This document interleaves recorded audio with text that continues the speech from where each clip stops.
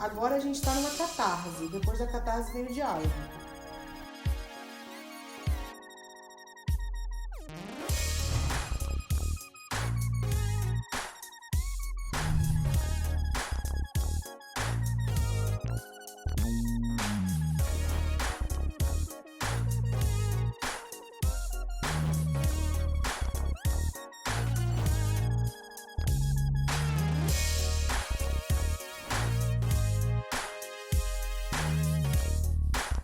Nada mais pertinente falarmos de uma aldeia global que reforça, mesmo sem intenção clara, o desejo da maioria ou dos mais influentes.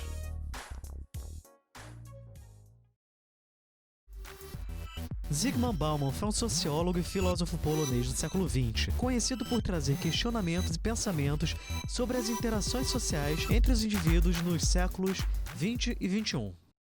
Human bonds are a mixture of blessing and a curse. Blessing, because it is really tremendously pleasurable and tremendously satisfying to have another partner on whom you can rely and do something for him or for her. It's some kind of experience which is unavailable to the Facebook friendship. So it's a blessing. And I think that very many young people are not even aware what they lost because they never experienced this sort of situation. On the other hand, it is a curse because once you enter the bond, you expect to stay there forever. You swear, you take an oath, till death do us part, right? Forever. Maristela Abreu, publicitária, mestranda de conteúdos digitais pela UFRJ, especialista em produção de conteúdo nas redes sociais da TIM Brasil. Então, assim, você tem uma geração que está acostumada a trocar de telefone, sei lá, a cada ano até antes, pelo novo lançamento, que baixa, sei lá, quantos aplicativos e desinstala, não sei, porque é muito a cultura do teste. É o OS beta. Todo mundo está sempre trabalhando num ambiente onde o teste ele é a premissa para qualquer coisa. Esse tipo de comportamento ele foi levado também nas relações pessoais. Só que, por conta dessa velocidade que agora o indivíduo tem de aprender, de consumir, de testar, vem também o testar e o descartar. No momento que você está testando, você descarta muito fácil. Você leva esse comportamento para os níveis de relacionamento. Então você começa, assim, você tem um pool de potencial enorme de pessoas para fazer amizade. Você testou, conversou um pouco com um. Cara, ele não te deu o que você quer, você descarta e vai para outro. Então esse always beta, esse exercício que a gente está tendo, é levado no nível de amizade e de relacionamento também. Assim, você está conectado com um monte de gente. Em vez de você pegar isso como uma premissa para você conectar e desconectar, tenta achar alguém que tenha realmente interesses próximos e tenta realmente se conectar com uma pessoa que você nunca teria acesso ou nunca teria tanta conexão através de interesse se você não tivesse essa tecnologia, sabe? Nádia Rebouças trabalhou em várias agências multinacionais. Atuou na campanha voluntária da Ação da Cidadania, articulada pelo sociólogo Betinho. Nádia Rebouças passou a realizar palestras e participar de planejamento de campanhas para a transformação de paradigmas na sociedade para várias organizações no terceiro setor. Então, quando o Bauman nos fala desse mundo líquido, ele está falando exatamente dessa nossa perda de identidade. A nossa identidade traduzida por produtos de consumo. A identidade é só sua e é o que você vai fazer com isso, né? Você pode ter uma mesma criança que foi educada numa mesma casa, com valores e tal e não sei o quê, e eles vão virar pessoas totalmente diferentes. Aliás, filho é assim. Mas o que faz isso? É o sou. São as minhas escolhas. A escolha é a coisa mais importante que é só nossa. Nós escolhemos. Então, ao longo da vida, você vai mudar essas escolhas. Você vai escutar mais o seu sou ou menos o seu sou. Para isso, você precisa entender que a única coisa que é sua pela vida fora eu vou falar, é a sua alma. Então, eu queria dizer para vocês que esse mundo do século XXI, ele está muito estranho, porque ele trouxe muita intolerância. Começa por a gente ter um Trump como presidente do maior país do mundo. Não quer dizer que a gente não viveu intolerância todo o tempo. Eu vivi ditaduras, né? Eu vivi a ditadura no Brasil, onde eu vivi profunda cerceamento da minha liberdade. Eu, com a idade de 18, 19 anos, não podia falar, não podia fazer nada. Então, eu vivia a intolerância o tempo todo. Eu conheço muito menos a tolerância. A tolerância eu tento criar no meu ambiente, ou nos ambientes em que eu estou. Mas o ambiente da internet é um ambiente intolerante. O ambiente entre as pessoas hoje está muito intolerante. Se isso é uma evolução, não sei. Por conta da possibilidade de dar voz para muita gente, a gente tem muita gente falando e pouca gente escutando. E quem escuta, às vezes, não absorve. Escuta e vai lá e replica. Escuta e vai lá e replica. Não absorve aquilo ali, não pensa, não digere, porque a participação no ciberespaço está ligada diretamente a você ter uma voz. Então você tem que falar também. Todo mundo está gritando. A realidade do ciberespaço é essa. É tipo um campo aberto com um monte de gente gritando, falando. E assim, algumas escutam, outras não. Mas aí quem está escutando quer falar também. Aí todo mundo fala junto, ninguém escuta. E quando a gente fala nisso, a gente tem que falar em diálogo. A internet, em princípio, parece que ela nos possibilita ter muitos diálogos.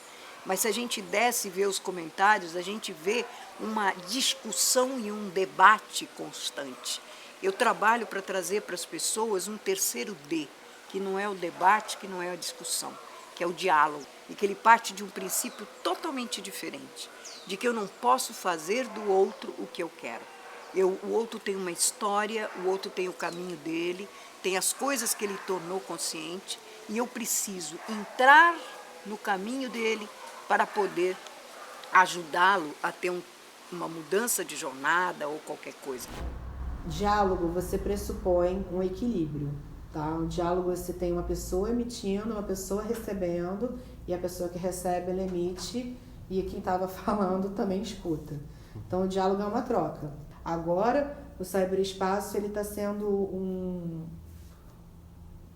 realmente um lugar de exposição de todos os tipos de vozes possíveis e inimagináveis. E aí você encontra a sua voz e você troca ideia que você não conseguia fazer. Tá literalmente uma catarse cibernética de tudo que os micromovimentos não conseguiam viver na vida real. Agora, se você olha no recorte que, cara, você não tem todo mundo realmente acessando o ciberespaço, ele não é democrático.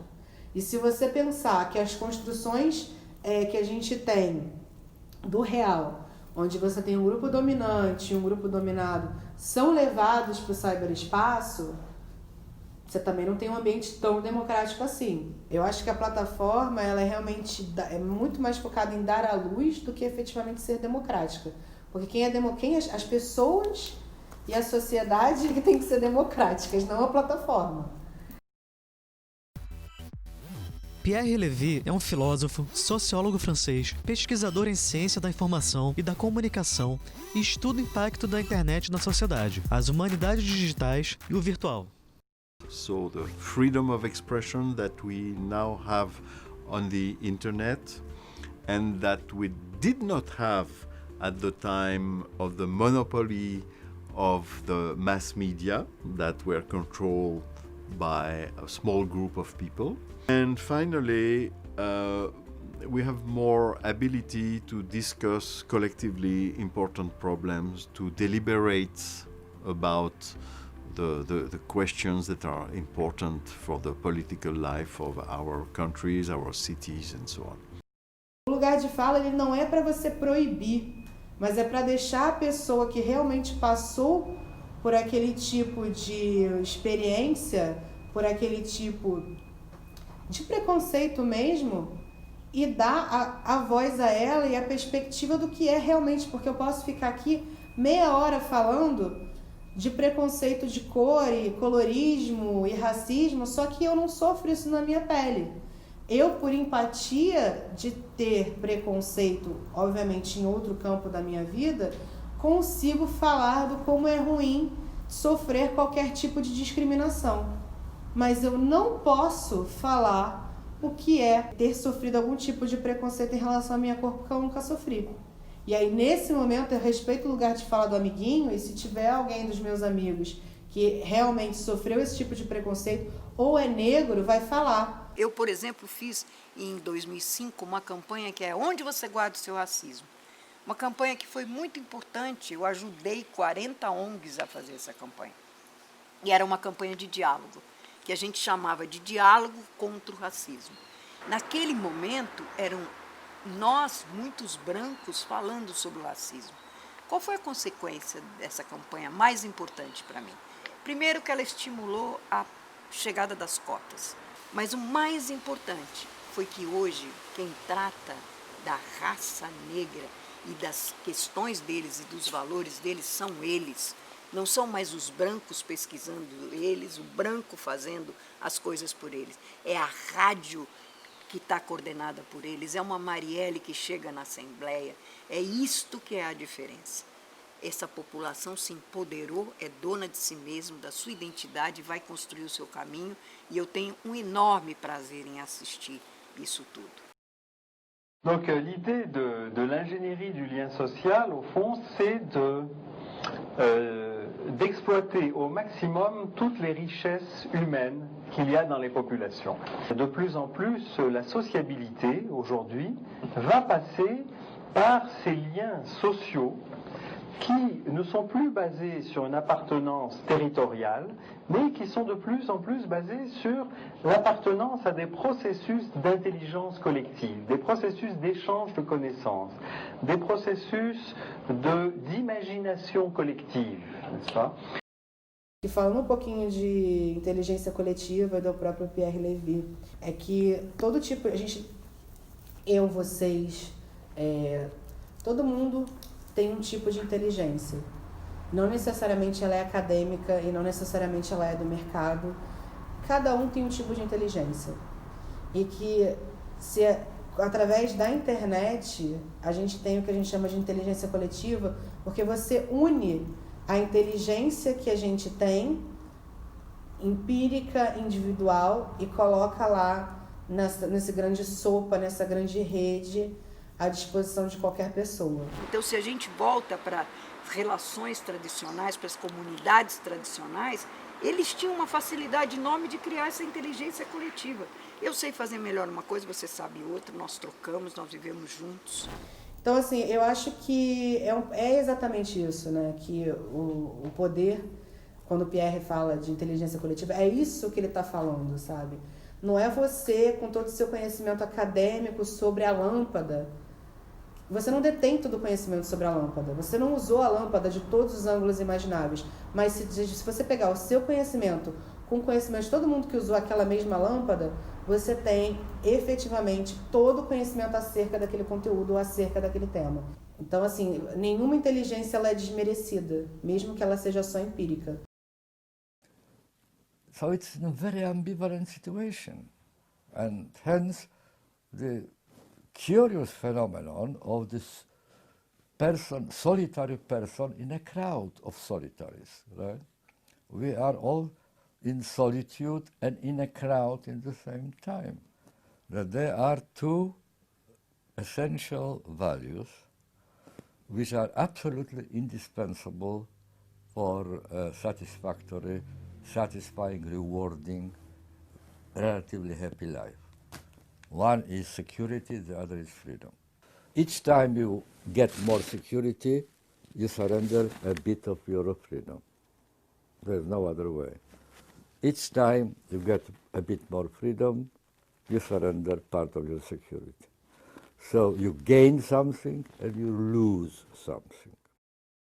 Do ponto de vista tecnológico, material, de serviço, de não sei o quê, nós estamos numa evolução, não há como dizer que não, né?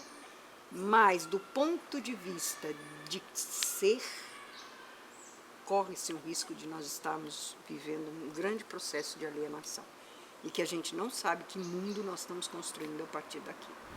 Eu acho que a gente tem uma evolução da alienação. Nossa, estamos regredindo, então. Pois é, não é questão de estarmos regredindo, a gente que nunca saiu, na verdade, desse lugar. Assim, não estou falando de evolução macaco, homem, a gente nunca saiu. Os dominantes continuam dominantes, os dominados também são dominados. A gente nunca sai desse patamar, a gente só transfere e potencializa. Então você tem um grupo de... Eu não sei se vocês têm essa percepção, principalmente com as redes sociais e com a bolha dos algoritmos que a gente tem, mas assim, já começa montado numa bolha. E aí, quando as pessoas têm a percepção que elas estão numa bolha e que elas... o que ela está falando ali, melhorando, mesmo que a comunidade local dela não vai conseguir expandir, é que aí as pessoas começam a tomar decisões sobre o que elas estão falando. Elas começam a se comunicar com outras bolhas, começam a não ser tão resistentes, começam a querer escutar talvez o outro. Então, assim, agora a gente vai passar por uma fase de informar as pessoas que elas estão na bolha, e a próxima fase é o que as pessoas fazem com isso. Talvez amanhã, ou no mês que vem, haja novas oportunidades. Acho que a gente já começou a fazer um negócio. Você sabe que já está gravando aqui. Já estava gravando lá? Tinha que gravar lá? Não, fica à vontade, cara. Não, é porque senão vai ficar, né? Não tem problema.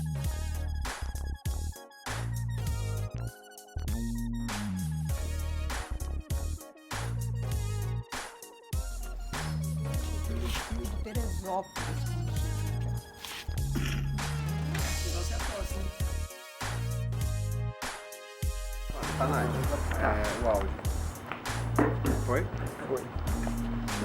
Pode começar? Pode, fica à vontade. Peraí, gente, pode ir. Mas você já Tem botou que a câmera colocar o para telefone. funcionar?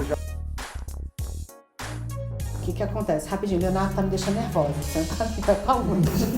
Porque eu tô falando um monte de coisa, eu tô achando que tu tá me julgando.